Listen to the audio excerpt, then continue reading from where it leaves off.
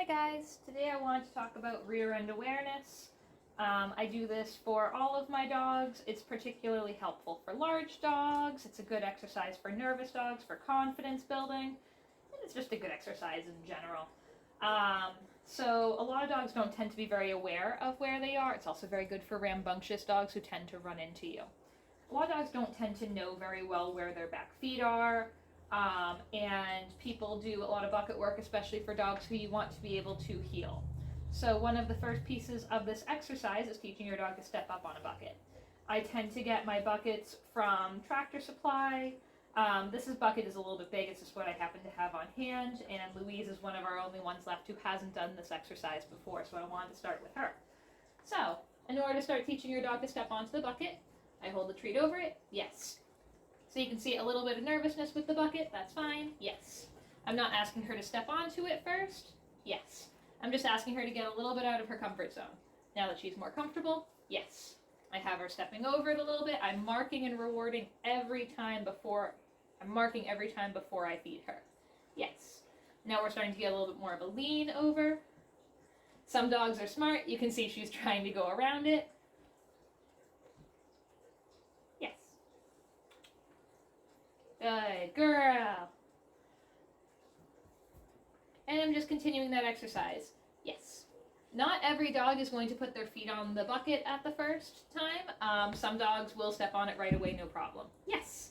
So she started picking up her foot on that one. I marked and rewarded. I didn't think she would step all the way on, so I wanted to get the win that I could. You can also hold the treat up a little bit higher if you think that encourages them to step onto it more. Yes. I rewarded her that time because we saw that she got a little bit demotivated. She stepped away. Yes. I want this to be a very fun, rewarding activity for her. I can also move her around a little bit. Yes. There we go. I want her to see if the bucket isn't a problem.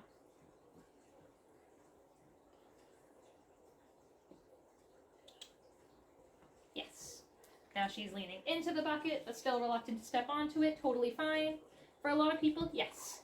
That first lesson is just going to be getting your dog comfortable around the bucket, getting them to step onto it potentially.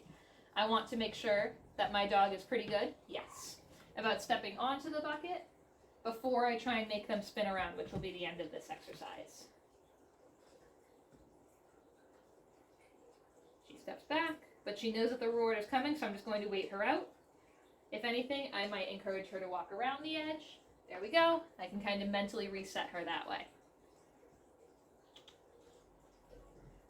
Yes. Good girl. Louie, place. Good girl. Now we'll call up Bear.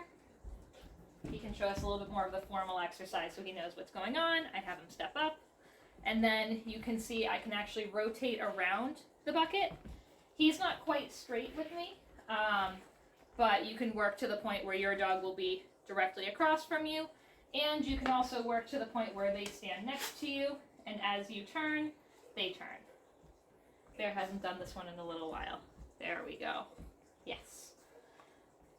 So this is just what the rear end awareness final product looks like, or closer to final product, teaching him how to move his back legs separately from his front legs, getting him a little bit more comfortable with it. Some people even put low things in the middle just so that, again, he learns a little bit more of that differentiation with his back feet.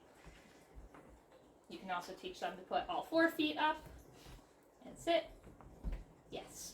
So nice, pretty easy exercise, not too difficult to teach. Usually you can teach it in a couple of sessions depending on how nervous your dog is, but can be really helpful for dogs just as far as that awareness of where their body is in space.